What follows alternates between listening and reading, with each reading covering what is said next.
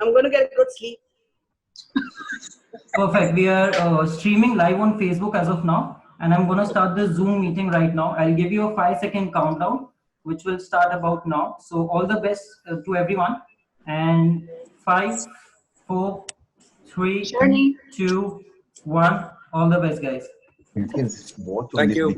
Hello, everyone. A very good evening to all the amazing panelists present on our show, WEbTALK with P3. I would like to thank all our audiences and the architecture and interior design fraternity that WEbTALK with P3 series has gained a lot of acclamation and positive reviews. With God's grace, it's becoming one of the most trending web talks on social media. Today's topic is LUX SPLENDIDA ARCHITECTURÉ, the story of dark and light. LUX SPLENDIDA ARCHITECTURÉ are Latin words which means bright light architecture. Light is a key element in our everyday life. It's easy to take light for granted. After all, it surrounds us. A well-appointed task lighting enhances our experiences in any space. And adversely, a dim lamp can perfectly set the mood for a romantic dinner for two. We have evolved to not only love light, but to need light and have limited sight in the darkness. That's the story of dark and light. This is our topic of discussion today. Without wasting much of our time, let me introduce you to our 4 panelists from the 4 corners of India, north, east, west, south. That is NEWS, which makes news. And that's what we are going to do. We are going to make news on our web talk with our foreign panelists from Italy, Roberto. So let's start our introduction of N from north of India. We have with us Iram Sultan, founder of Iram Sultan Design Studio, Delhi. With over 18 years of experience, Iram Sultan Studio has provided interior design solutions to luxury, residential, boutique, and hospitality projects. Her design philosophy has always been collaborative, empathetic, and completely client-driven. Her spaces are elegant, timeless, and thoughtful, with a keen understanding of design history and a passionate love of art underpinning her work. Architecture Digest has listed Iram Studio as one of the top 100 design firms in the subcontinent for 3 years in a row. Iram has also been awarded with ID Honors Award by Elle Decor. Her work has been published in multiple publications across the country. Wow, a mind-boggling career. Iram, welcome to WEbTALK with P3. Thank you. I just need to fix this and make sure this is never written again. That was way too long. But thank you. I'm thrilled to be here with everybody, with JP sir, with Zubin, with Shani. Nice to meet you, Roberto. Thank you, Roopesh. Thank you, ma'am. And next we have E from the east of India, architect JP Agarwal from Kolkata. JP Agarwal graduated from MS University of Baroda in the year 1986 with 2 gold medals. He started his practice in 1988, and with 31 years of experience in the field, the firm has become one of the most recognized architectural practice of Eastern India. His firm has so far completed more than 600 projects across 12 states of India. His firm's list of awards comprises of A+D Spectrum Architectural Award, Ultratech Excellence Award, Achievers Award, and his recent projects have also received CNBC and CREDAI awards in different categories. GAP was honored with Better City, Better Life Award for his contributions in the field of green architecture for Kolkata city. Several projects designed by the firm are widely considered as landmarks of Kolkata city. These include Infinity, Technopolis, Millennium City, and Forum Mall. What an illustrious career, sir. JP sir, welcome to WEbTALK with P3. Thank you, Roopesh bhai. Thank you, sir. And then we further move on to W. W is west of India, and Zubin Master is the founding partner of Design Matrix Interiors, Mumbai. With nearly a 3-decade experience and collaboration for over 2 decades, he along with Ruby Khanna and Sliman Banji co-founded Design Matrix Interiors, Mumbai. Zubin has a simple mantra: try to reduce everything till it reaches a state of purity. Their design spaces are their clients' sanctuaries centered on simplicity, serenity, and seamlessness. Design Matrix over the past 20 years has completed over 500 projects, and following the theory of never saying no to any kind of work has given Zubin varied kinds of projects from commercial, retail, theaters, and residences. An absolute honor to have you, sir. Zubin sir, welcome to WEbTALK with P3. Thank you. We have amazing panel of guests today. So very, very fortunate. And moving on to our next panelist, S, that is from South India, ID Shahnawaz Bharucha from Bangalore. It was at an age of 17 that Shahnawaz entered into the world of interior design, working at Talati and Pantaki Associated Mumbai.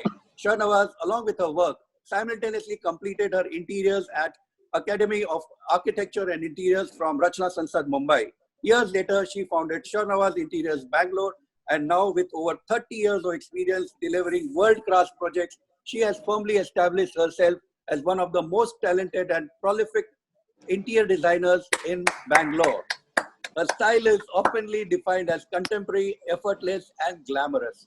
Among many of her clients, Shahnawaz is famous for doing projects of well-known movie stars, industrialists, politicians, and sports personalities. And now the world knows that it is almost impossible to get a consent from Shahnawaz ma'am to come on a social media platform. And This is the first. Blessed. Yeah. And I'm P3 very is blessed nervous. to have Madam on board. Madam, Please thank bear you with so me. much. Welcome to WEbTALk with P3. Thank you, Roopesh, for Yay, giving us such a chance. Thank you, ma'am. Thank you, ma'am. And after traveling all over India, let's go over to Italy to our foreign panelist, Roberto Mantovani, CEO of Flexa Lighting from Italy. Roberto graduated in architecture at Florence University and immediately entered the lighting business, working as product designer for some prime brands before starting his own lighting design practice. Equipped with a vast experience of product and lighting design, Roberto founded Flexa Lighting in the year 2010.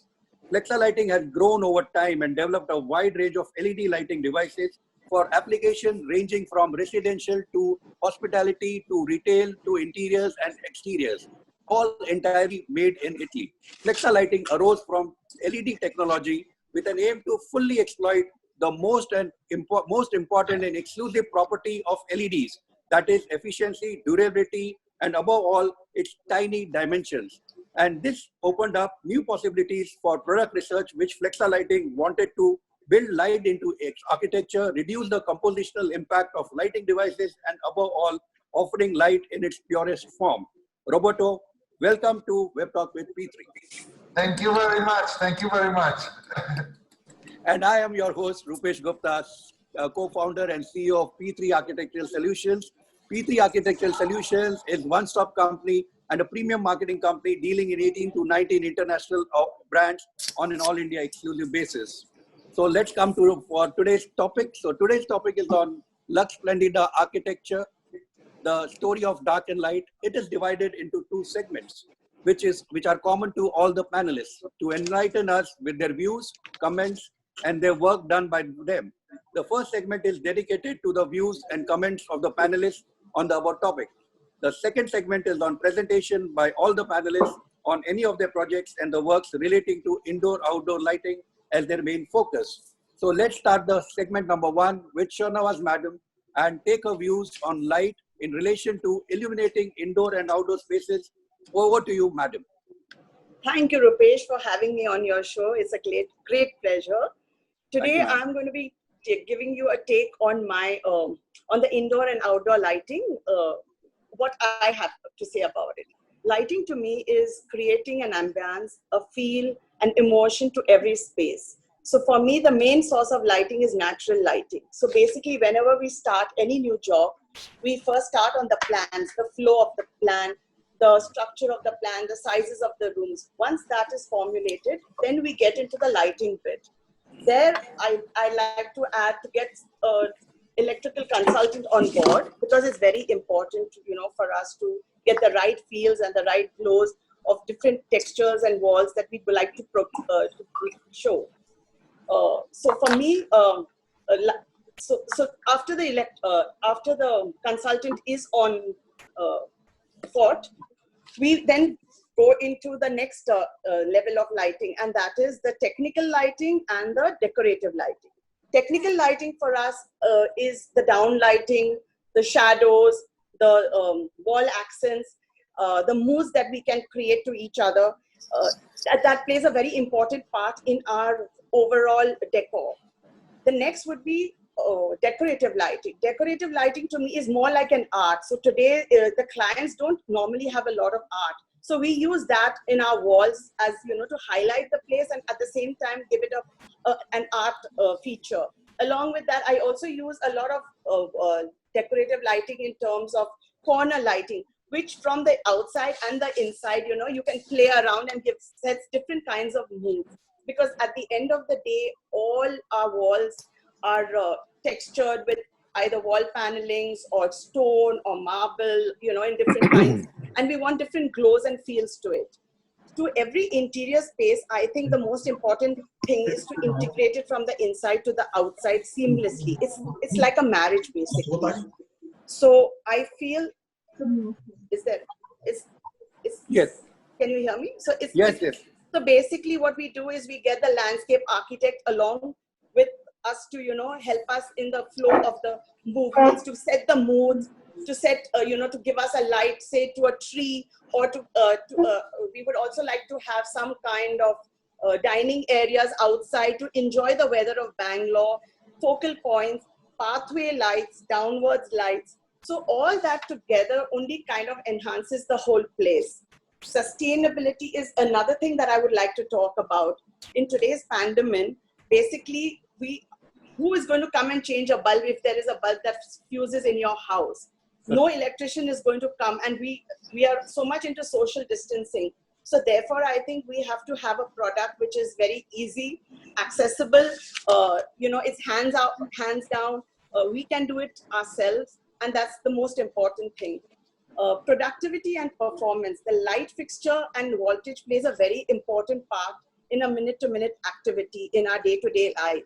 Poor lighting affects our efficiency and to some extent our frame of mind. So, we are all the time on a webinar or, Instagram. Me, for one, who's never been on it before, is now on it so much.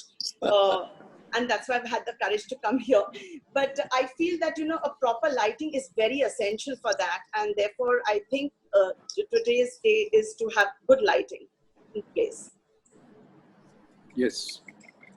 Thank you, ma'am. That is very well said. And the combination of sustainability, aesthetics is the sustainability, especially is the need of the art. So thank you so much for your viewpoints on the subject. So I will turn over to JP sir and put the same question of light in relation to illuminating the indoor and outdoor spaces. So over to you, sir. Sir, your voice. Yes. Thank you, sir. Hi. Hi. So nice to meet you over here. And also so many people who are viewing. To me, I understand light in a very simple manner. How light became a necessity in our life. The light, we were living without light also before 150 years. Yes. Suddenly we got the facility of light through an invention of a science. And we started using the light for our benefit when the sunset, in sunset time. Now, so primarily we see the light as a function, as a functionality. And there are two other aspects which got added because of the technology. Of course, is a glamour aspect. And it has got what we call the mood settler. And we add the glamour into our all aspects of life, be it landscape, be it exterior facade, be it interiors. Now, when it comes to the advancement, from there we have migrated from a basics to today, and there's a new world has evolved, with the technology which is available to us. Now, whether we use this technology in what manner, technically, and with what level of expertise, that is the question. My experience with lighting, especially, I would say that so many times I'm not happy with myself when I do the things, more particularly in the interior. Quite at an advanced stage, I realized that I should have a light point over here, and it is missed out. After the things are completed, I feel that no, This could have been done in a altogether different manner. And it evolved over the period. It evolved with me over the period. And of course, since when you handle the larger projects, you have a lighting consultant also with us. Now, to be very honest, I do not know what the other consultants feel. Most of the time, the lighting consultants have disappointed me. The reason behind, mainly because they do not involve themselves so much. They want to see the lighting only as a glamour component. They don't see the light as overall, as a three-dimensional aspect of our emotions, of our mood, and everything together. I tell you about my own reference. When I did my reference, I opted for an automation so that I can have a flexibility of combination of light at a later stage also. And the way normally we do that, we have one is a functional light, one is the light with add the little bit of a more enhance the mood of, in any of the functional area, be it living room, be it bedroom, in a separate manner. But over the period, I realized that 99% of the time I use a functional light only. And I over the period derived my own ways of using the lights in each and every room. And it gave me a lot of surprise aspect when I readjusted my lighting requirement on a different switch because of the facility of the automation. Now I tell you one more different example that is about the Mercedes requirement of the lighting in their showroom. Now, when I didn't design the showroom for the Mercedes, but I had a discussion with the gentleman. What they want, they do not want any shadow, any spot on the car. They want the car to look absolutely shadowless and evenly lit on the whole product. Now that is their requirement because they want to show the product in a true manner, in its own manner. Now we look at go to the restaurant the owner. He will like to have maybe his own way of communicating to you what kind of a mood, what kind of a segment of people he's going to deal, and what kind of an environment he want to create. Over to there, of course, the lot of other technicalities will also come into the play. That in what way you will handle that particular mood, and it becomes extremely crucial at that point of time. Third thing is about the lux levels, the control of the lux level. I think this is again a very, very important aspect. And I don't think that this can be handled very easily in a workplace where it is most crucial because you are dealing with the light and you are dealing with the artificial light environment for a very long period. And for this also, I personally feel that we go quite a good extent. We go with the what you call ad hoc technology. There is no, I would say, there is no exact solution available to us to design the lux level, because whatever you may do in a softwares, eventually so many other things comes into the play. That is, the first thing is how the light is reflected by the rest of the elements outside. For an example, wherever you are on your workstation, what colors are used around you? That will play a major role in knowing that what lux level you will get right on the tabletop. So this comes with the what I would say is your health aspect. So the light becomes important for your health also. Now the thing is that last thing, that why are we not able to achieve the best? Why are we failing? Why as an architect I am not so happy with the solution which I am getting? Although I would say that the products are excellent, there is no dearth of products. The products has changed the world of lighting, but somewhere that touch is missing. That I would say that joint play is missing between these so many different agencies. Some kind of a technology input, some kind of expertise input, or maybe lack of focus, lack of our attention on the lighting aspect while we do the interiors or while we do the even the exterior lighting, the landscape, etc. In landscaping, we find so many times such a big disappointment, although we try our best.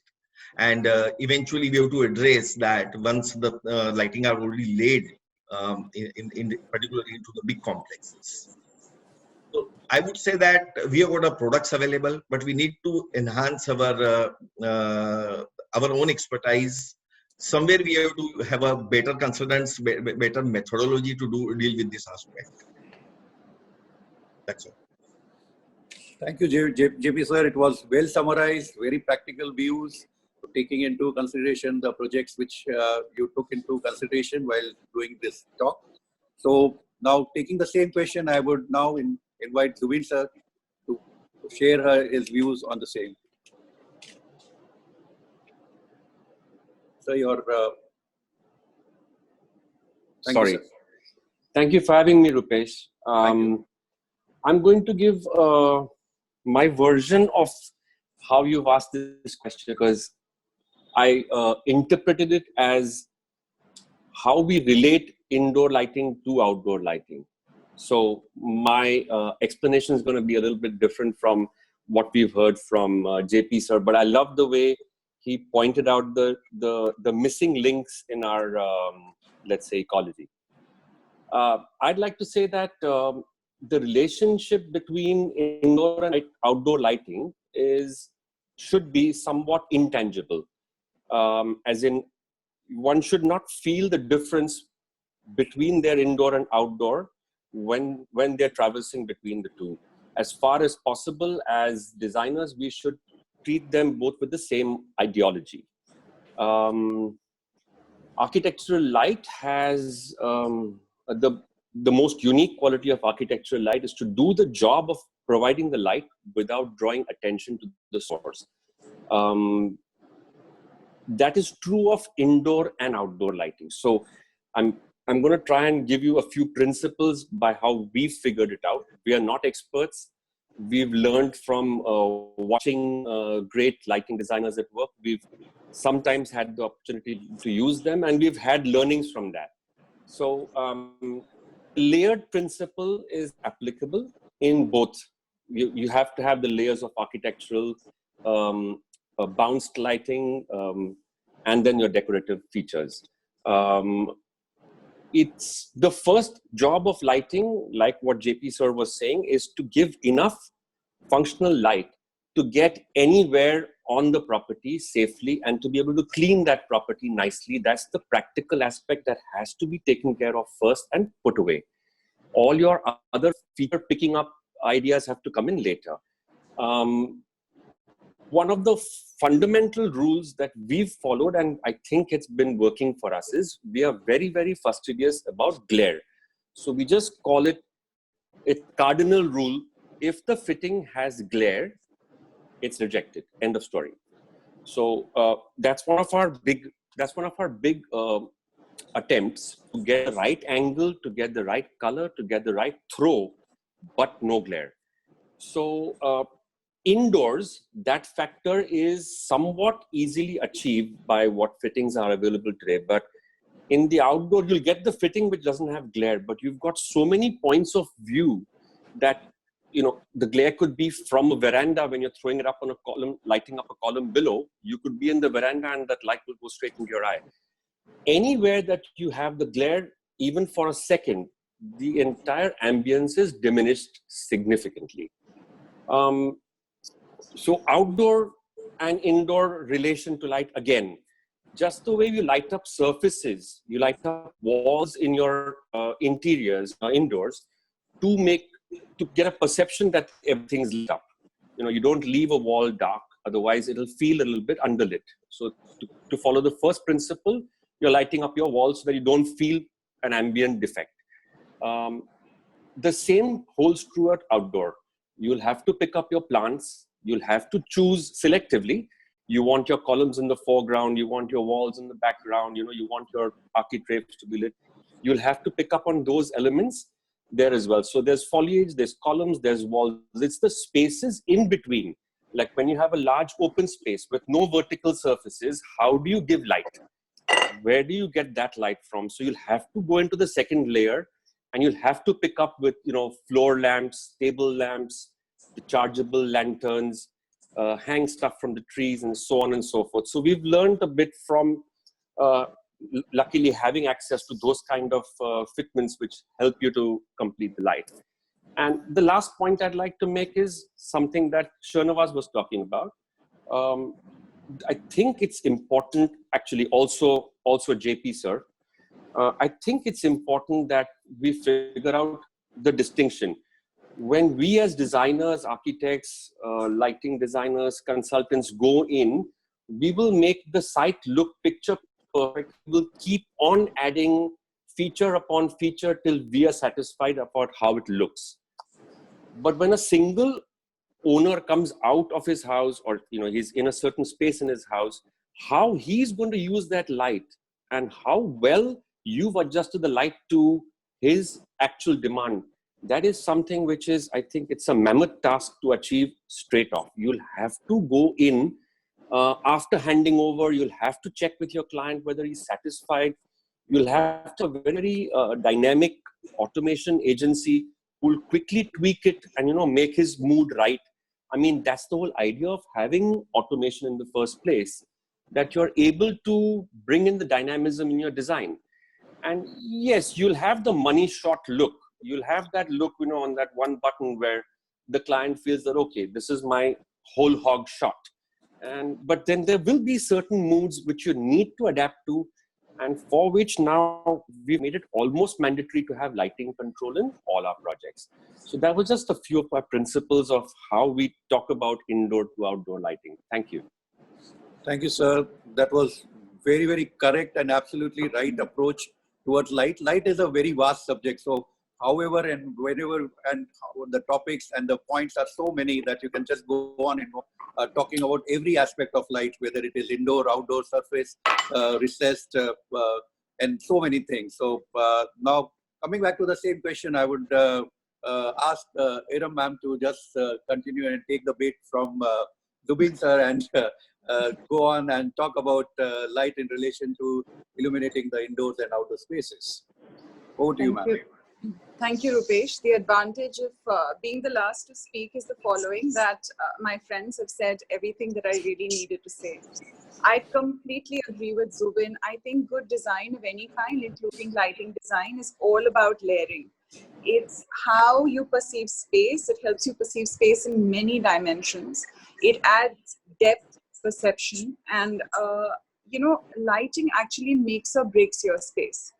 We've been very fortunate, like Zubin was saying, we worked with some excellent lighting designers. And we also like to work with a lighting designer and not design the space for light on our own. I think that's important because when you have a collaborative experience and you bring the best of two different aspects together, then you give your best to the project. So that's how we have worked for a long time. Automation, the other aspect that Zubin touched on, again, extremely important and allows you great flexibility to move from day to night, to move from usability, to move from setting scenes, whether it's just an evening at home where you only need ambient light, or whether it's a complete party scene where you have a mood lighting established. We also use, like everybody else, decorative lights, but as sculptural forms. I think it's very interesting to use them almost as part of your design. And we are very keen to try and learn and improve with each project where we place our decorative lights. They're not standard placements, and we hope that they make an impact in the overall design of the space. I really don't think I have anything new to add to this other than what everybody has already said. So this is my take on it. Thank you. Thank you, ma'am. That was short and sweet and summed it up properly. And we have with us Roberto, who's actually a lighting designer and a product designer turned into having his own company, Flexa Lighting. So he can put in a little more views of his on this subject. So over to you, Roberto.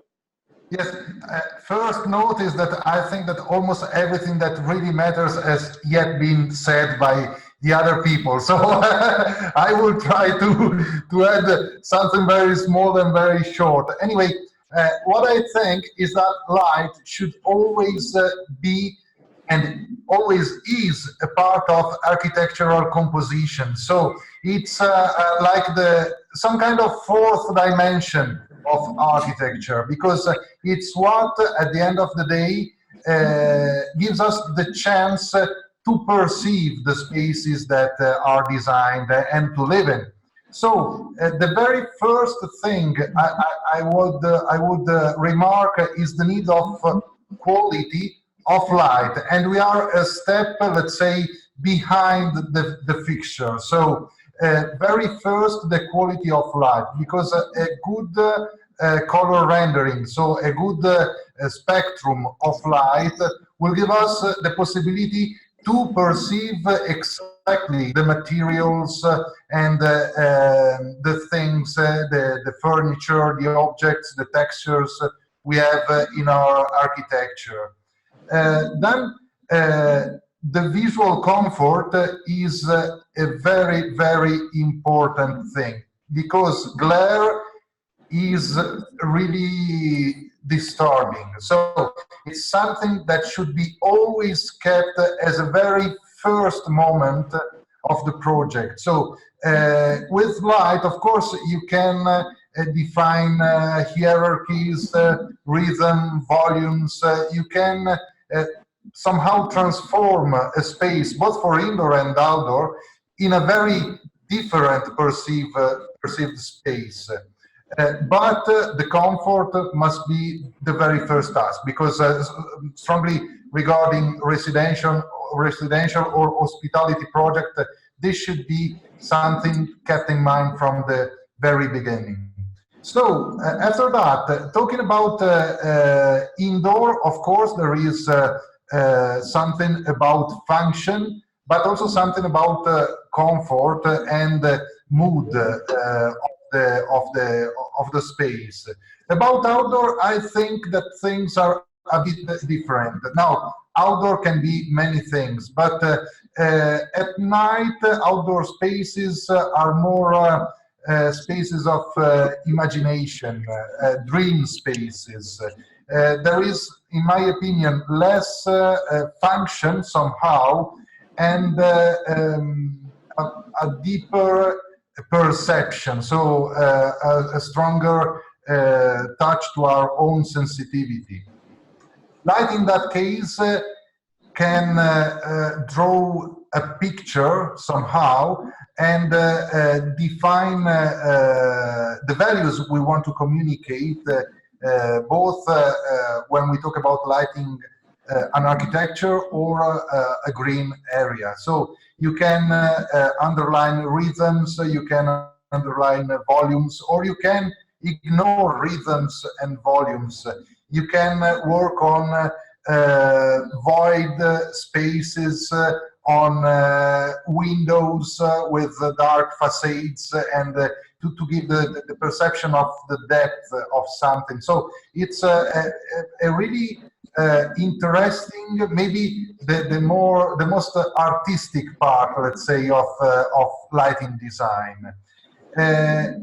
One thing that should be considered mostly for outdoor is that our perception of light is significantly adjusted by our brain. So mostly outdoor areas, it's not so much a matter of quantity of light, of mass of light, but of quality of light and lighting. So it's something closer to poetry than to maths.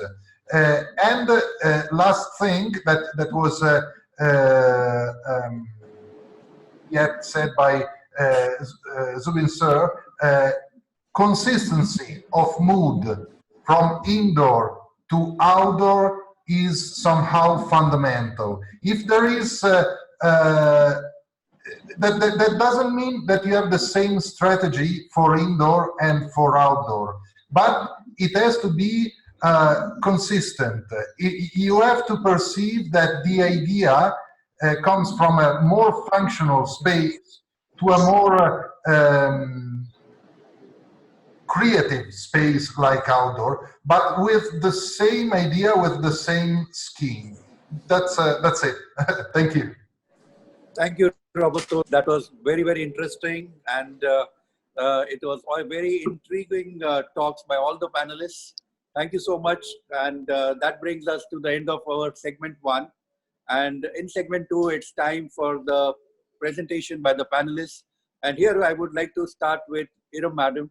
So Iram Madam, we would like to have your presentations on this subject, please. Thank you very much. Yeah. I'm starting the presentation.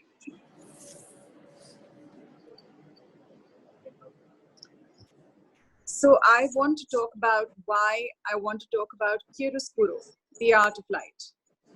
I was very young when my father bought me an encyclopedia, and in the art section, actually, I came across this incredible Caravaggio work that fascinated me. Wow. And that fascination for art and chiaroscuro continues unabated. Chiaroscuro is an Italian term, as you know, which references the contrast of light, chiar, and dark, oscuro, to model three-dimensional forms. It's a style that originated during the Renaissance, and incredibly, when you look at the image on the screen, you will agree that the results are quite dramatic. These are both Caravaggio canvases that I am sharing with you. Caravaggio was not the only practitioner. Of course, there was Da Vinci, Caravaggio, and these are two beautiful Vermeer portraits. The influence of this technique developed during the Renaissance, but is widespread even today. From photography to CGI to lighting design, we use it everywhere. The underlying principle is that the solidity of form is best achieved by the light falling against it. Today, it's a mainstay of black and white and low-key photography.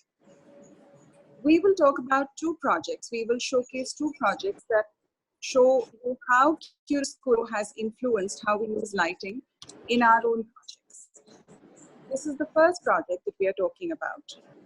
Flat lighting without any dark patches and contrasting levels are not the way we like using light in our projects. We work mainly on luxury residential design, some hospitality, and a few bespoke offices. If you look at this very first project, it's a 2,000 square feet open space that we designed as a booth, actually, for an Italian furniture company, but had to be experienced almost as a living space. The space that you see has all the three basic aspects of lighting in it: general lighting, task lighting, and accent lighting. General lighting had ensured that the human eye can comfortably see in the space without any glare, of course, Zubin.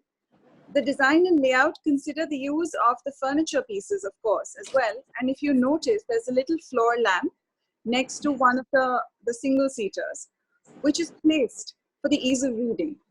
The accent light, of course, is the one that creates the drama, the mood, and evokes a set of emotions, whether it's the light in the center, the wall light in the corner, or the ceiling suspension in the corner. The suspension in the corner actually was placed to cast a shadow pattern. The art was lit again to enhance the shadow. This is what I talk about when I say chiaroscuro has influenced how we've looked at light. It is such an artistic technique, and it's such an incredible storytelling device. The drama that it creates through the use of shadow is something that gives a lot of meaning to the way that we look at spaces. This is also another aspect of the same one more space, where we use decorative as a sculptural element to offset everything else that we were doing. If you notice, there's a small corner rim that you see of a light. That's a beautiful lamp, which is actually a mirror, which has a rim around, which again offsets and balances the two fixtures. The second project that we are showcasing is a case study of a high-end office that we designed. We have a great lighting designer, like I was telling JP sir, who we collaborate with on most of our projects. Excuse me. Our brief to them was clear. The office needed to emote quiet luxury. It was completely bespoke, and the lighting design needed to reflect the same care that all other design aspects were being shown. One of our interior architecture interventions was to create this arched, receding perspective vista, which kept the corridor from becoming linear and stagnant. Now, it's interesting that light floods this main passage throughout the day, and we love natural light. We worked with the lighting consultant on each detail, sharing our material palettes and color palettes very early on in the project. That actually led to a great idea from them. While we worked with tracks on the ceiling to allow us greater flexibility using lenses to focus, aim, and point the lights at the art we would install, the arches themselves got picked out in a fine glow of a 2700 Kelvin light, a shade darker than the 3000 Kelvin that we used across the rest of the space. This gentle, warm contrast subconsciously draws the eye and lets it notice the arch the way we would have wanted without making it obvious. This is the other corridor in the same office space. You will notice that once again, it has great light coming in from the windows. There are windows on the side. I'm afraid this is an evening shot, but it has great light coming in. It also had these columns that were jutting out. We rounded off the columns and then we added decorative wall lights. This is one of the ways that I was talking about, that we like to use lighting almost in a sculptural form. Now, this particular image clearly shows you the difference between the day and the evening. We love natural light and cannot imagine working with spaces bereft of it. But we also like a transition to evening lighting that mimics the light and shadow play and contrast of sunlight with the help of control lighting. This is just a shot that I really, really like. I'm sorry, that's the reason, because the light is so beautiful that we wanted to share that. So we work extensively with art, and this client and us work together to build a great art collection. All art requires considered lighting. Please notice that the Reena semi-colored works, placed on a flat wall and within a shallow niche, both get the light focused on them with a contrasting dark area, so they're highlighted, but no shadow, no glare at all. Seen in this photograph is the same technique, along with the judicious choice of the decorative fixture. So the decorative fixture basically mimics the form, provides a fine spot of light so that there is not too much blank space, and yet it is not unobtrusive and lights it beautifully. Another example of using light fixtures as a sculptural form, please note the wall light right next to the sofa. This is a light that provides reading light, but is also providing a depth and a fullness to that space which would have been flat. We also like using floor lamps and suspensions, even in unexpected places like boardrooms and meeting rooms, as you see in the image on the side. Despite being decorative fixtures, if used appropriately, it can be highly apt. Chiaroscuro in every aspect that we work on with lighting. Please note the image on the left-hand side, which is, if you notice the corner, it's deliberately kept dark. And then when your eye is drawn in, there is light at the next corner. Whereas on the right-hand side, once again, we've picked up the artwork and left the area around it dark. Flawless lighting for art is an essential requirement in all our projects. And we also like to keep it flexible as we change the art fairly often. Examples of light and shadow with varying levels of drama can be seen across all the spaces that we have designed in this space. Please see, this was a beautiful clay chandelier that we found, which casts its own patterns, therefore negating the need for any other pattern in any other form. For mirrors, we have a standard process. We like washing the light sideways to avoid any harsh shadows. And this is another aspect of lighting that we used in this project. Thank you so much. And then, as God said, let there be light. Thank you. Wow. Amazing, amazing, amazing. Means no words to say the beautiful, beautiful presentation which you did, ma'am. It is really, really fantastic. Thank you. Very kind. And all the panelists and even all the audiences be in awe looking at your beautiful I work. think we should end the webinar now. What I also think so. Yeah, it's enough. No, no, amazing, no doubt on that. Amazing work. Congratulations. Amazing work. And with, and very well explained. Thank yes, you. Thank you. yes, very nice. That's And thank you. That's just very kind. Thank you. Thank you, Shani. Thank you, Zubin. Thank you. Thank you, Roopesh. thank you, ma'am. And thank you for creating such large shoes now for me to fill. I'm being nervous. Don't worry, about Zubin, I'll make it small. I was hoping that Zubin would go first, and I worked on that with him. Zubin, just give me a job on the side. Quickly write to Zubin and say I worked on that with Zubin. So, Okay. Zubin sir, you are next to fill in the shoe. So, Can I share my screen now? Yes, please, sir.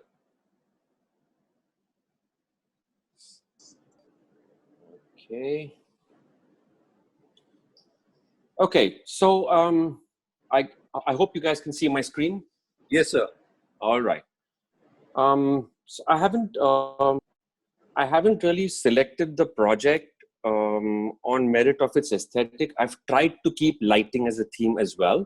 So here goes. Something like this, which is actually very, very pure. We've kept every single column beam exposed inside and out, and we've kept the texture of the house similar inside and out. So therefore, we've kept the lighting as a transitional factor, which keeps us rolling from one area to the other. We've used the water as a reflective surface again to create the in-between space interest. Since we're talking about lighting indoor and out, we'll probably be showing you a few projects which are not in Bombay, because getting villa space in Bombay is a bit hard to come by. So here again, extreme concentration on glare, and we often find that after all the care that we take, we'll still find that one spotlight that from somewhere or the other it will be visible. So it's a never-ending endeavor.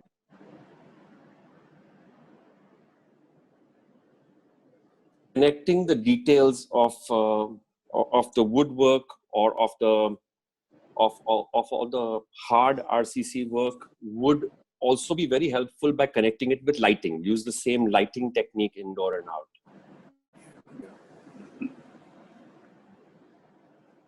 And that seamlessness that we were speaking about earlier, where you feel like you're going to roll through in the same kind of ambience of light from indoor to out, would be something that's most desirable.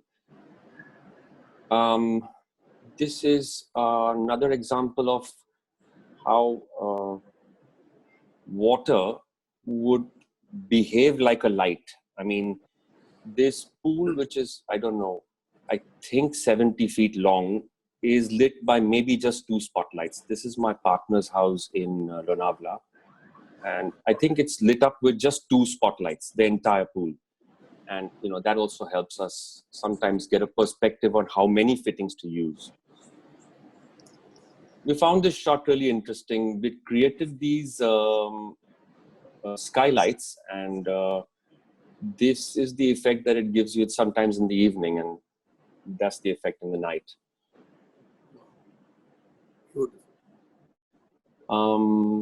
Again, the indoor, outdoor, the lighting lux level from in to out, we're trying to make that boundary disappear by using as much surface lighting correctly as possible.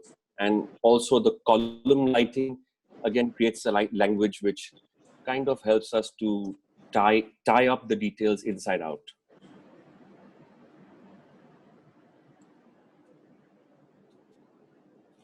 So,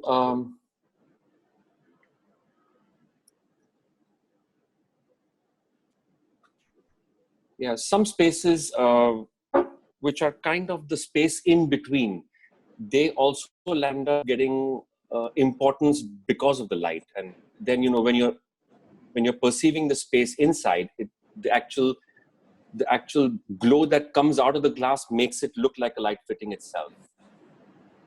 I mean, we did not design this property, but it was a heritage property which we lit up, and the lighting actually brought out all the features in it.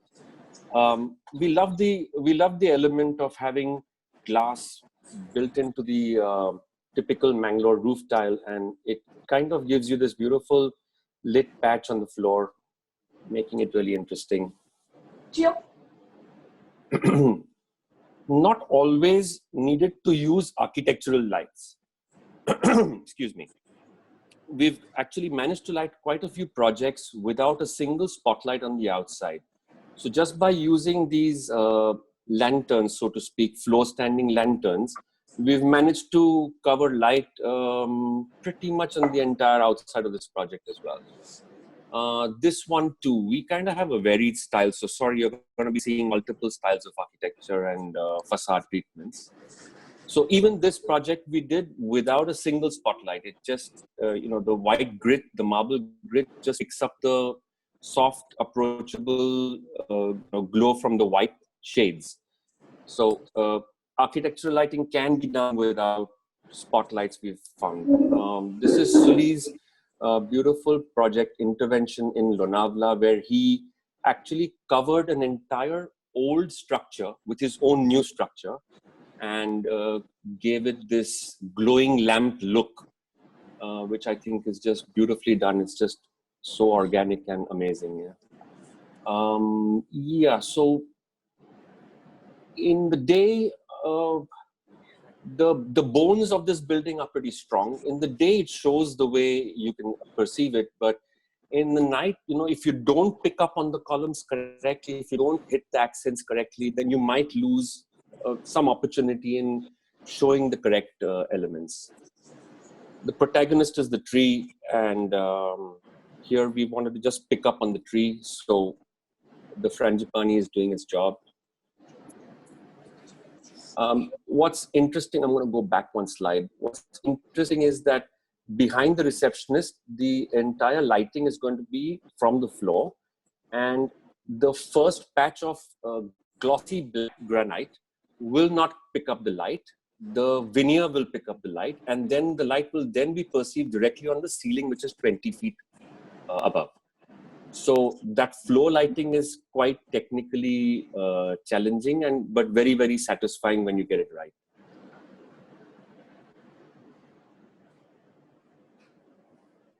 Again, the facade of a building that we're planning in Juhu for elevation, which we're planning in Juhu, we're planning to do, again, landscape as our front facade feature. And we're encasing it in a cage, and hopefully the lighting will catch the way we've designed it. So the project basically has a down to up lighting scheme. So everywhere in the project that you go, you've got this uplit kind of scheme.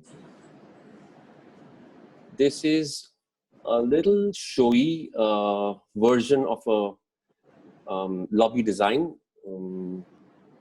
The alabaster is giving you the main source of light. It's also the wall. Pretty often we get stuck with areas which have zero chance of daylight. So, we've realized that having decorative lights in such areas could actually tire out the person inhabiting it. So it's best to have lights that are kind of not visible to the naked eye, just should show as the beam of light, and no light should be visible. We love this skylight, which we printed on a new mat, and it's like representative of an old industrial shed roof.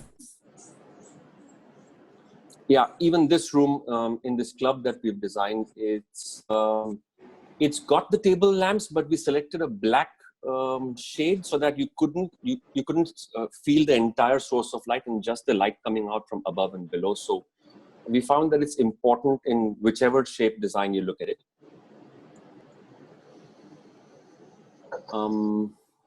So showroom spaces, pretty much 100% with focused lighting. No way out of that.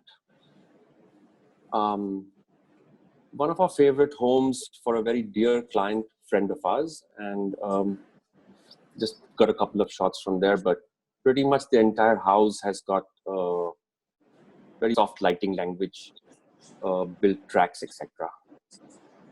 Oh, that's our office.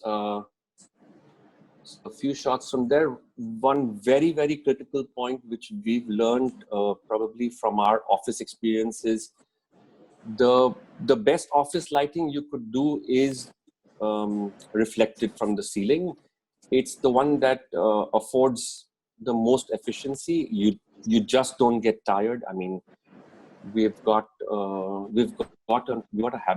habituated to using this light now, and we really can't do without it. So direct lighting in the office just doesn't work for everyone. Okay, thank you. I'm going to stop sharing my screen now.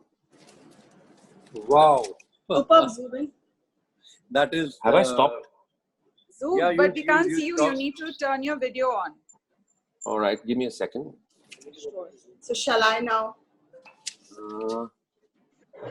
Yes, you're back. Okay. Yes. Thank you so much, sir. Thank It was you. really, really amazing. And you stepped into the shoes more than properly, I should say. So it was really good. And now over to Shanawaz ma'am. Chani, not broadcast. Yeah. Now? Perfect, Yes. Now. perfect. Yeah, perfect. Yeah. Yeah. So Okay, these are very some good. of the projects that I would like to show where we have the daylight and the night life and how the project portrays during the day and the night. Here, as I had mentioned earlier, these are the decorative lights which also act as art in our spaces. And this is on the other side, you can see that's natural light. So how it kind of acts like a painting. Again, here there are some hues of lighting. Again, on the left-hand side, as you can see, we've given a sculptural light in the corner. So from the outside and the inside, it kind of blends and gives it a feature point.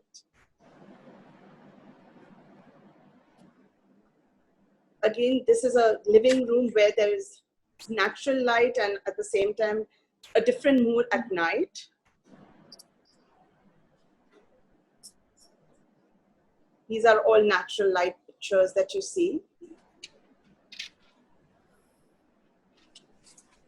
These are some of the bathrooms with inverted lighting, just accentuating on certain details.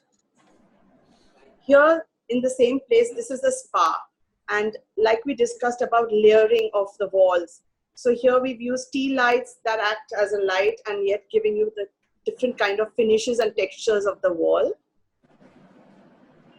This is another villa that we've done in Bangalore. So here we are going to give you the hues from the outside to the inside. So as I had mentioned, everything starts from the outside and then goes inside. So the lighting is seamless. As you can see, this is the entrance lobby to the house. And there is a water body. There are some reflections in the water. And you can see the inside glows, which are very warm and inviting.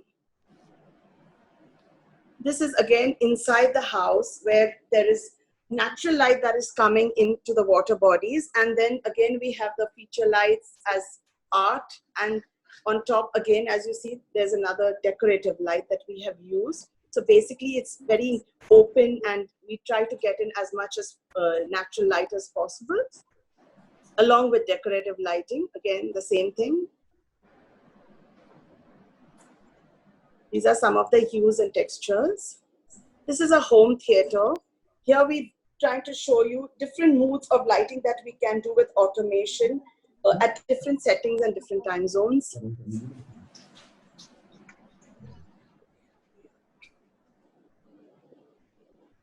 So in this bathroom, we've got a lux factor inside it because it's got very good fittings, and as you can see, it's quite luxurious. So we've added a chandelier, which normally we wouldn't have, but here we have, because people normally spend a lot of time in their bathrooms as well, especially this client. Here again are the room, the different moods, the different lightings from outside, inside, decoratives. Here, as you see, there is no decorative lighting. It's all the natural lighting that we are working on just the technical lighting, the basics, and that's about it.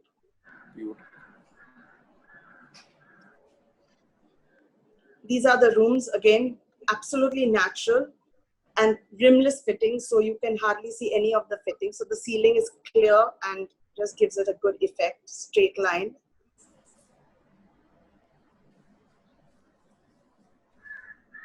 This is another house that we've done in UK, and it's a little bit of more on the luxe side, and here the chandelier acts like the focal point, and it's a Fendi one, so we didn't use a lot of good art, because we didn't have at that time.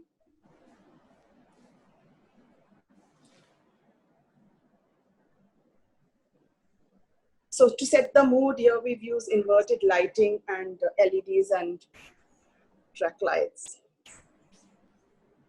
These are the bathrooms. So this picture has been taken in the daytime at around 4 o'clock, but just to add that little oomph to the whole area, we've kind of given it a strip lighting, which gives it a beautiful dewy glow.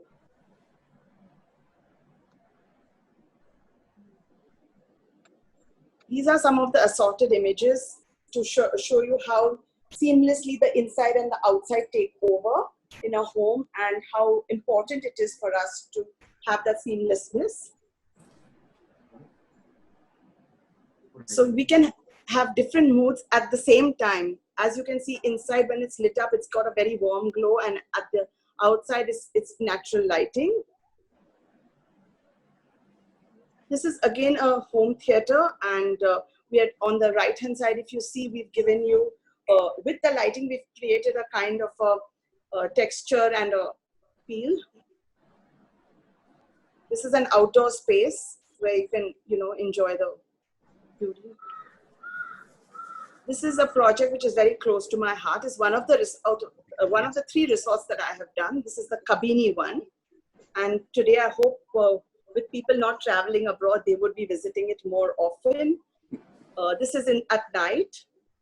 Here we've hardly played with light. The light that we normally use are all bulb lights and pathways that just simple bulbs, but give such an effect to the whole space. We've lit up the trees, highlighted the trees. So the lighting, the pathways itself are just lit up for each one to find a space. Here on the left hand side, as you see, this is for a honeymoon couple. So it's daylight, and yet there is a warm feeling to the whole space. This picture that you see is absolutely taken at 5 o'clock in the morning during sunrise. There is no kind of light that is used. This is all natural light, but the hues and the colors are just phenomenal, and I love this picture. This is the lobby again with the natural lighting. Here we've given different moods with the natural and the artificial lighting, how we can get different moods at the same place.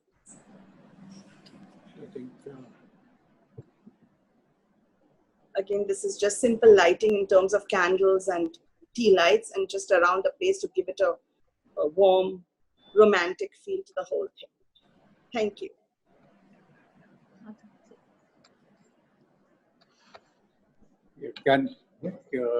I think, ma'am, can you come back? Yeah. Hey, Shani.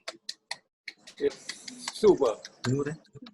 Super. I love London, and I love the Kabini the most. Yes. I too love it. It's Yeah, very That special to my flooring heart. is just something else. Yeah. Awesome. Maybe next time I'll just show you my Chikmagalur and Bandipur too. Why But never can't you just on a take webinar. us? Why can't you just But take never us on to a Kabini? webinar. I surely can take over. Exactly. Yeah. That was really wonderful. The Kabini was really a masterpiece. Really very well assorted use of lamps and lanterns. So super work over there too. And now to hand over the presentation to JP sir. So over to you for the presentation. Thank you.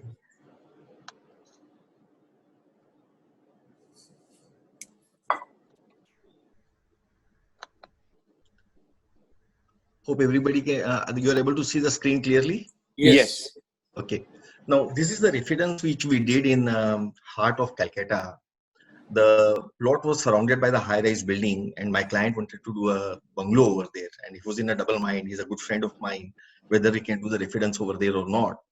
He was in no mood to go into any high-rise building and live.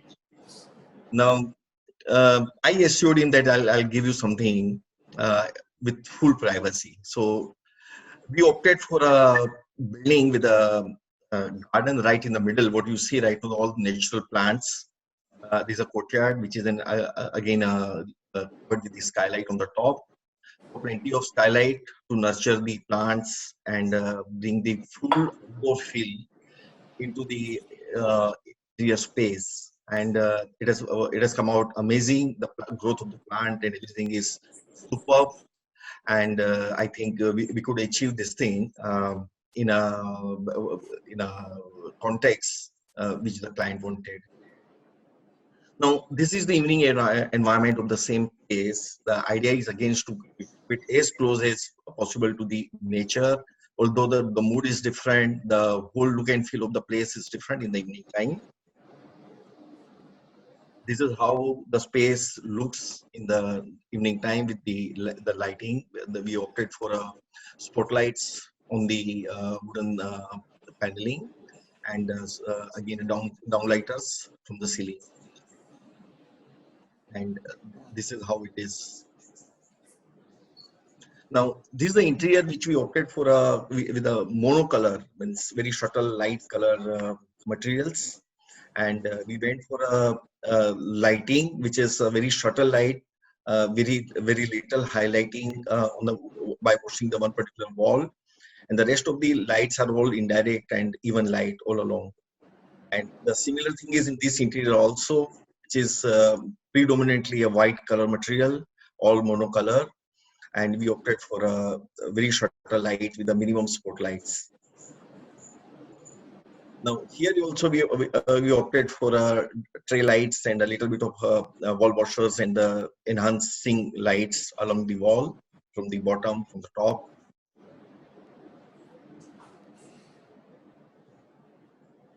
This is a gym. I'll show you 3 or 4 gym interiors done by us, and you'll be able to make out the different fashion of lights used to create the different environment.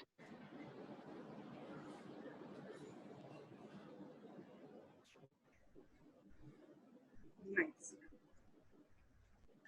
This is again indoor games room of the clubhouse of the residential project.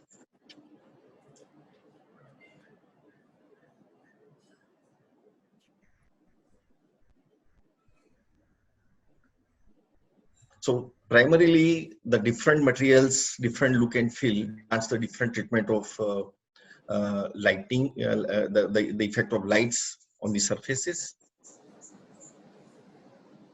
This is a coffee shop, the same clubhouse, and this is the banquet hall, where you got plenty of natural light, and we opted for a subtle lighting on the wall also through fixtures. Now coming to the architectural aspects, the project which we do. This is a high-rise building, and over here you will be able to notice the lighting effect at a lower level in a different manner. The building is ideally should be lit like this only, very evenly all along, in such a manner that none of the lights from the exterior penetrates into the residence window. And still we have to flood the bottom of the skywalk, which is visible, to enhance the same and give a special effect to the skywalk. This is another project which are doing a housing project, where we have connected the 8 building towers through a skywalk. It will be a half a kilometer long skywalk from one end to another end. And there's a plenty of opportunity to do a different effect of lights within the landscaping, and the whole thing can be very unique with the special effects of the lights. This is the photograph I taken somewhere in Europe, and there's an amazing structure at the background and in the foreground, both heritage buildings. And I love the lighting, the way the things are handled, and you'll be able to notice how the crown of the buildings are treated with a very special effect of the lights.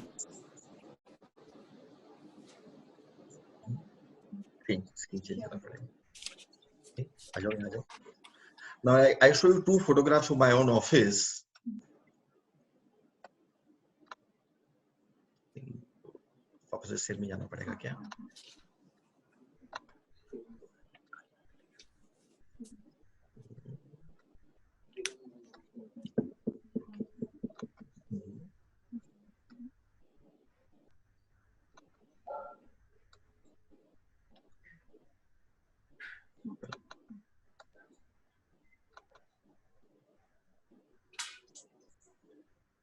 Now, this is the top floor of my office building. On the 5th floor, we got a lovely terrace garden and a wooden ceiling with the a patch of a painting over there. I wish I can. And this is the floor where I sit, the 4th floor. And both of these are the actual pictures. We try to create a different mood and different effects suitable to the materials, textures, colors. This is what I have to show you all. Thank you very much. Thank you, JP sir. So it was a real treat for all the 4 panelists showing their work.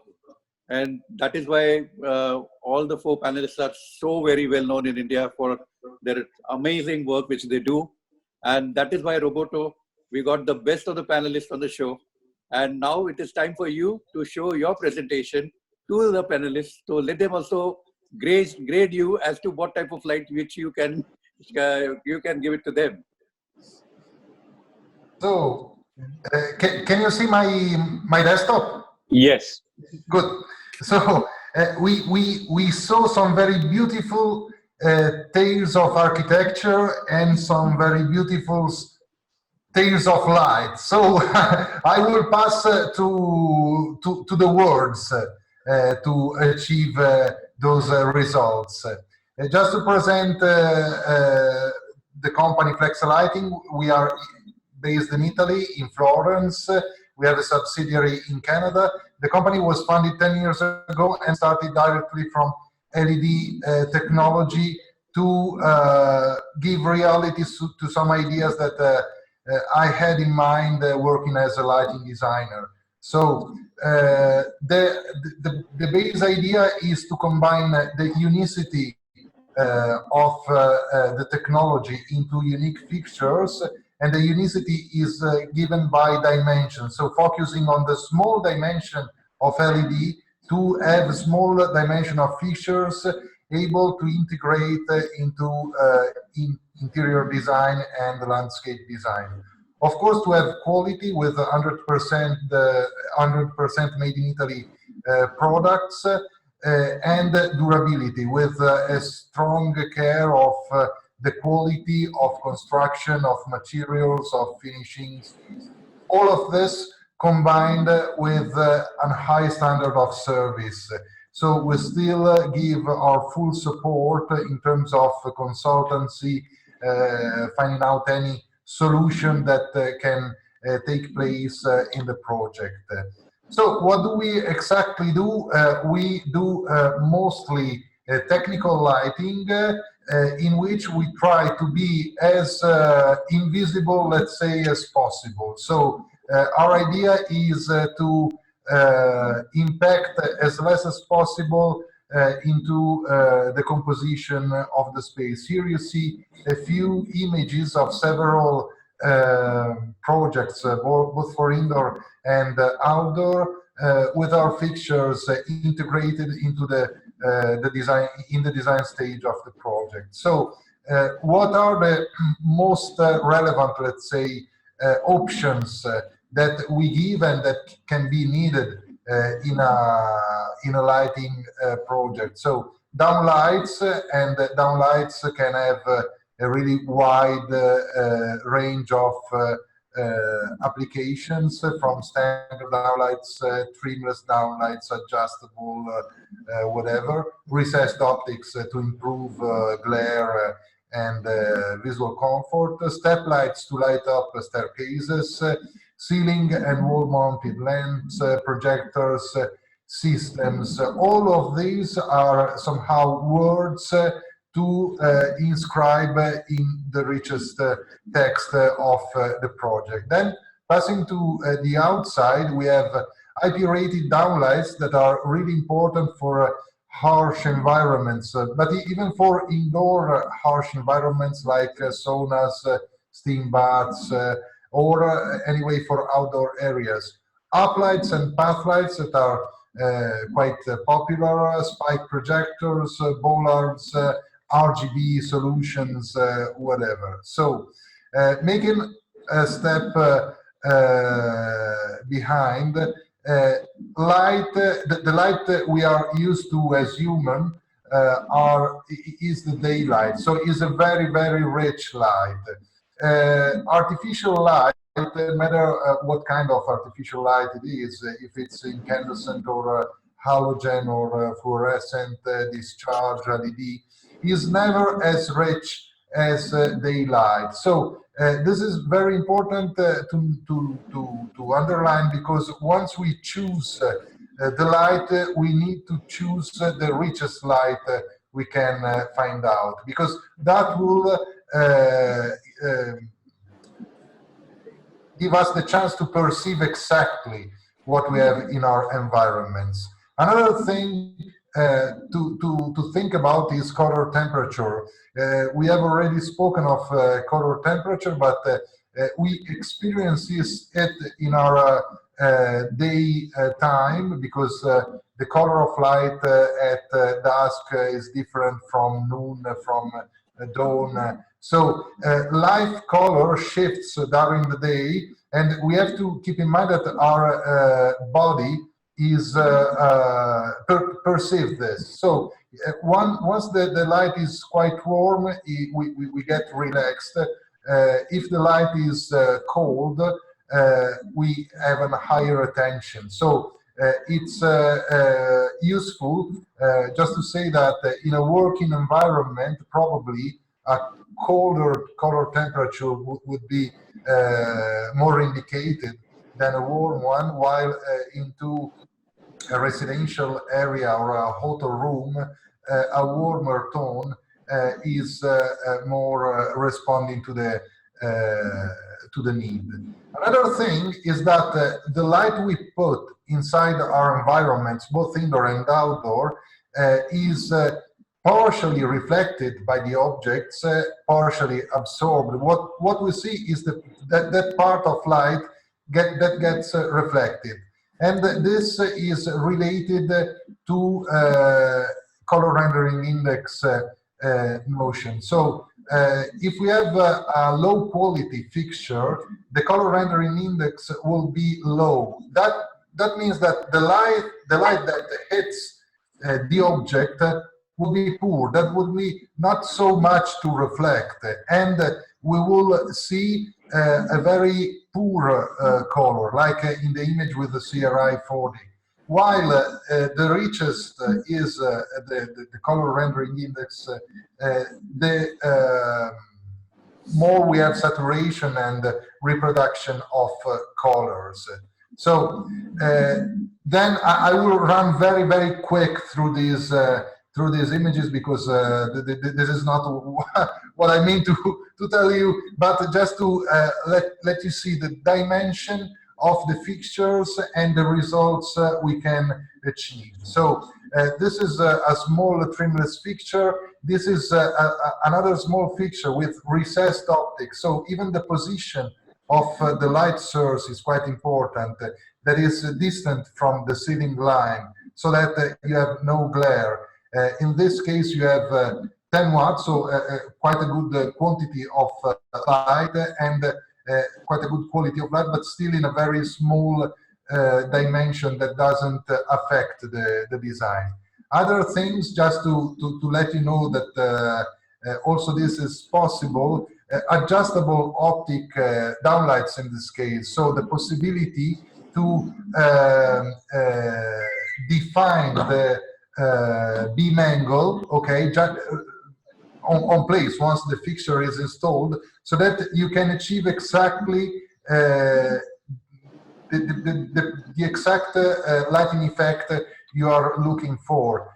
Narrow beam angles, because with small fixtures, it's typically difficult to achieve narrow beam angles that can be useful for some project purposes.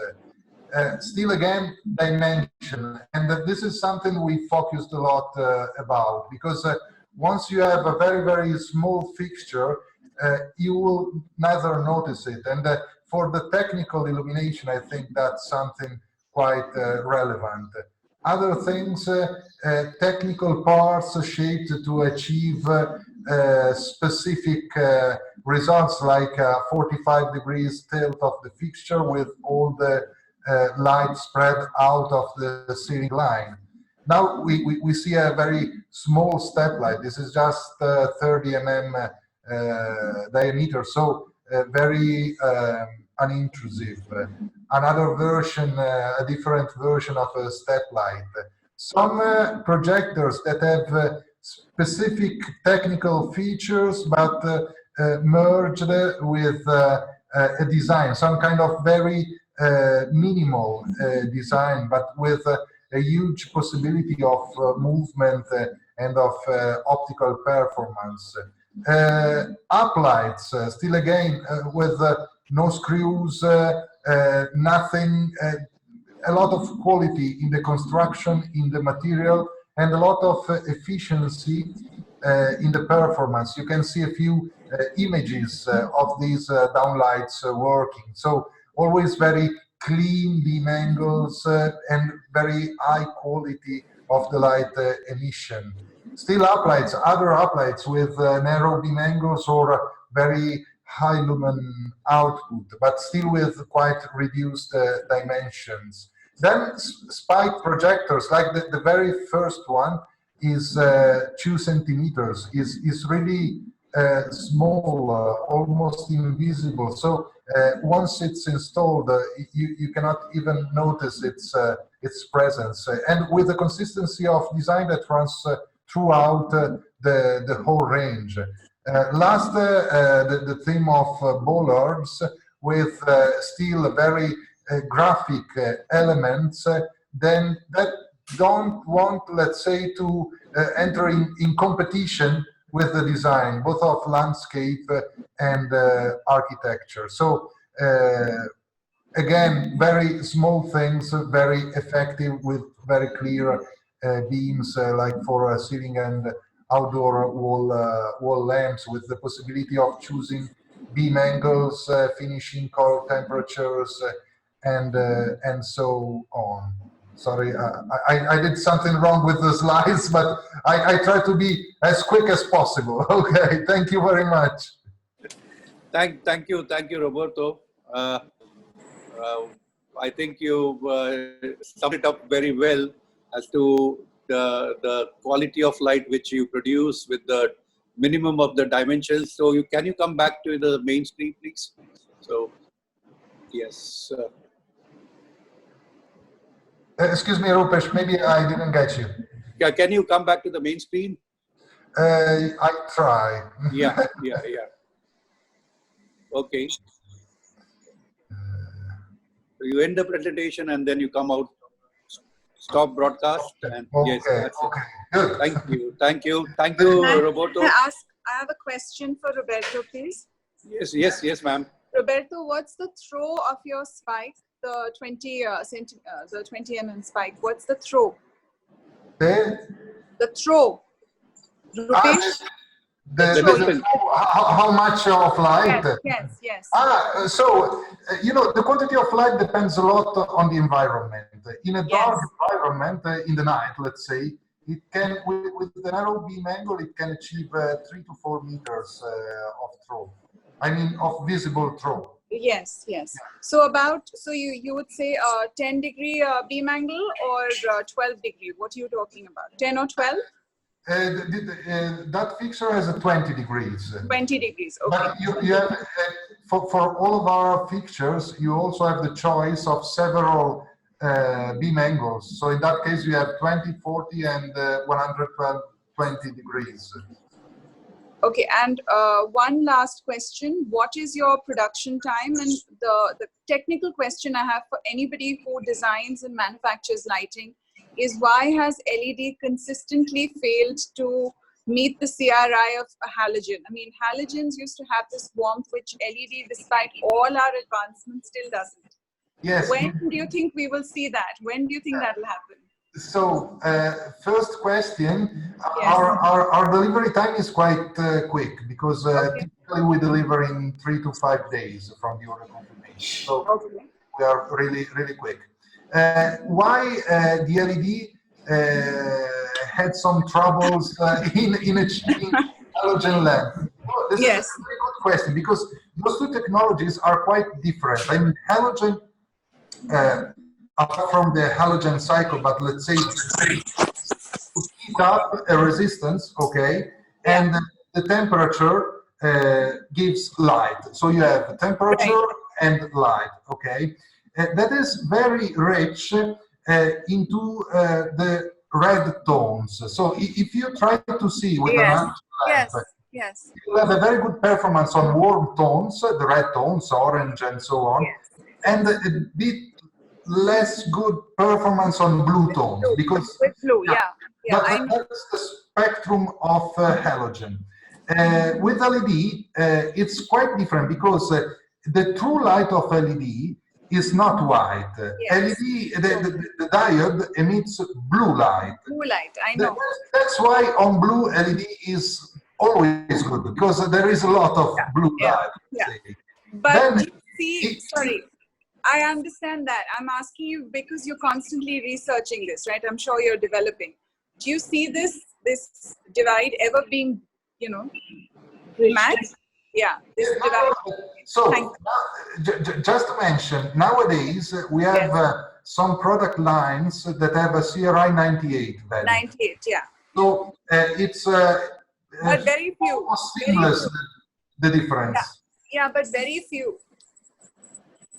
No, very few. So let's say that what happened is that LED manufacturers, because LEDs themselves come from 4 to 5 big multinationals, invest their money for the last 10 years on quantity of light, because they thought that the issue was quantity. So they improved efficiency and so on. In the last couple of years, and mostly this comes from a norm that was introduced in California, USA. They are trying to improve, and they are on a good path, and they are doing it, the quality of light, because quantity of light is more than enough, frankly speaking. Lumen is fine, quality nowadays is incredibly better than it was even 1 year ago. Really, on all the LEDs. Then some small things about the LEDs. Good quality LEDs are expensive. When you buy an LED from a manufacturer, you buy the LED and you buy the selection, because you will have noticed that sometimes you have 10 LEDs with 10 different lights. Correct. And that's the ugliest thing that can happen.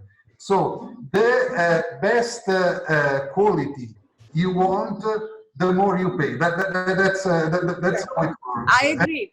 No, I completely agree. I agree with that point. I mean, I've seen the difference for myself.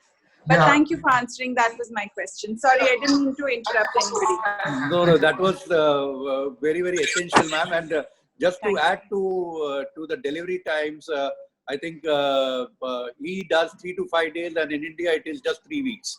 So every light is available in 3 weeks in India. So that is the USP of Flexa lighting, because normally it is not the case for all. So anybody wants to ask any panelists want to ask anything to Roberto? No? Okay. So that was a sensational session, and we are flooded with questions.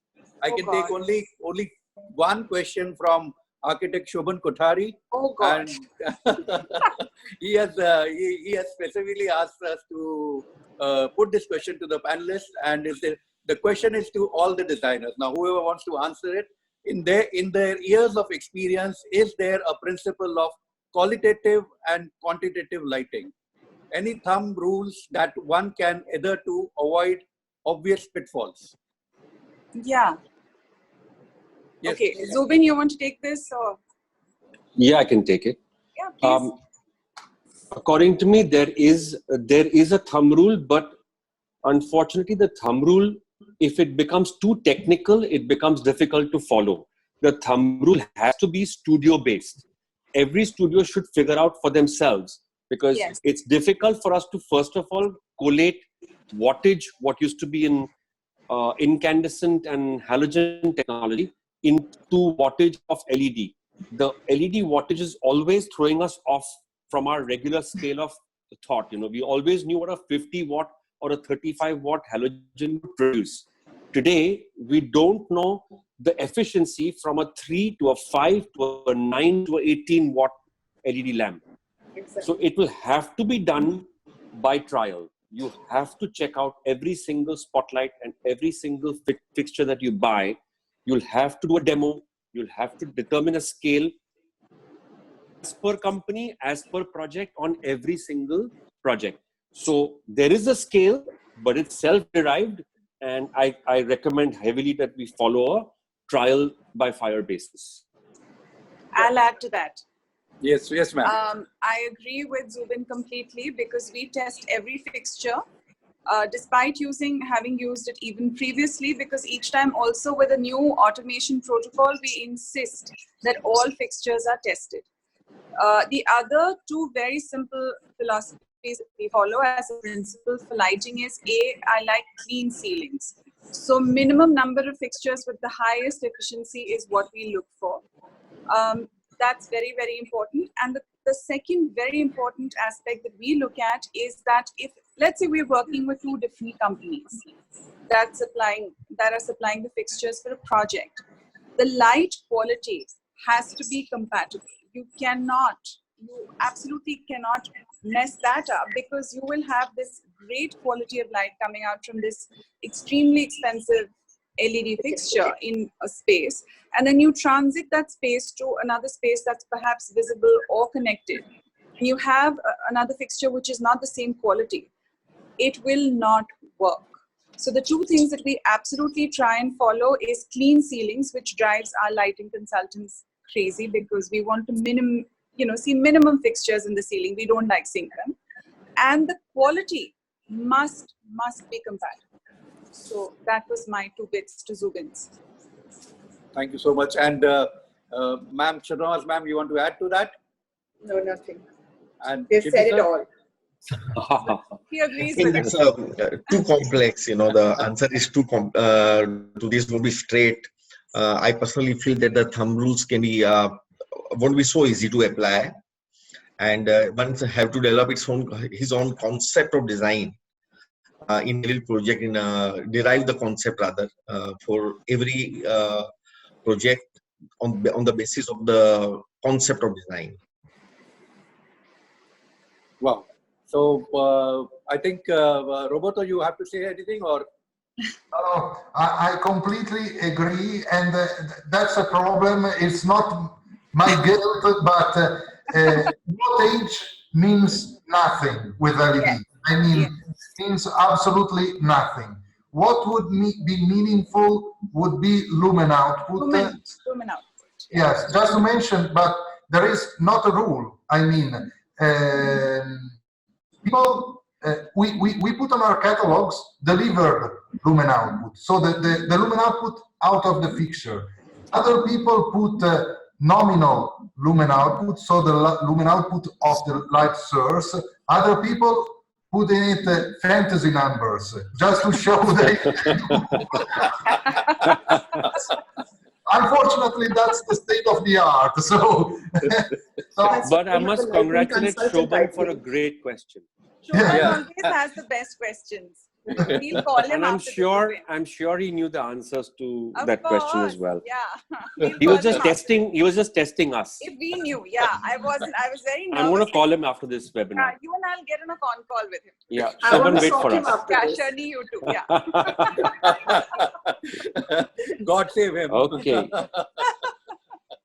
Okay, thank you very much, panelists. I think Thank you. there are a lot of questions, but I leave it here and then we will answer it separately to them with all the panelists. Coming to the Okay. vote of thanks, I would just end it with a few words that the best and the beautiful things in the world cannot be seen and even touched. They must be felt by heart. Thank you is one such prayer amongst them. I consider it my great privilege to thank all the panelists from Roberto to Shanawaz ma'am to Iram ma'am to JP sir and Zubin sir for taking out their time and sharing their such amazing ideas and viewpoint of on the subject. I would also like to thank all the viewers and audiences who attended, witnessed and made this WEbTALK number 3 a memorable and successful event. Before I say goodbye, let me reveal our WEbTALK number 4. That is on furniture exteriors, and that is a blend of indoor-outdoor living, which is coming on 16th May. I'll just show you a template of that, and then we bid good night. 1 minute. Praram, can you just show it? Just a minute, yes. So that's our WEbTALK number 4, which is going to be on telecast on 16th of May at 5:30 p.m. So with that, I thank you all and stay safe and have a great evening. And thank you all the panelists for being a part of this WEbTALK with P3. Thank you. Bye-bye. Thank you for having Thank us. you, Rupesh bhai. Thank you. Thank Thank you, you, Roberto. Roberto. Nice meeting you. All my Bye-bye. friends. Thank you very much. Thank you, Roberto. Bye-bye. Bye-bye. Bye-bye. Thank you, ma'am. Thank you, sir.